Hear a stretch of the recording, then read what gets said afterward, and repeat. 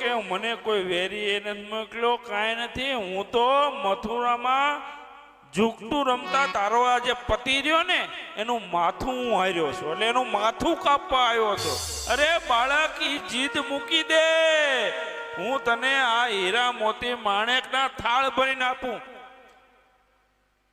આ લઈને તું નીકળી જા.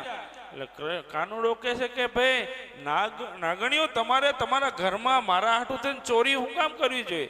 તમતાર તમારા નાગને જગાડો ને, હું જોઈ લઉં. ઓલી નાગણીઓને દી આવે છે કે આ બાળક અને આટલો વિશાળ નાગ, કાલિયો નાગ, એને કેમ પહોંચે? એટલે કહે છે કે આ બધું તને આપું, આ બધું તું લઈને જતો રે. પણ કાનુડો માંગતો નથી કે ના, મારે ઈ કાંઈ જોતું નથી. હવે તો તારા નાગને જગાડ. જગાડ તારા નાગને, એ નાગણીઓ જગાડો આને.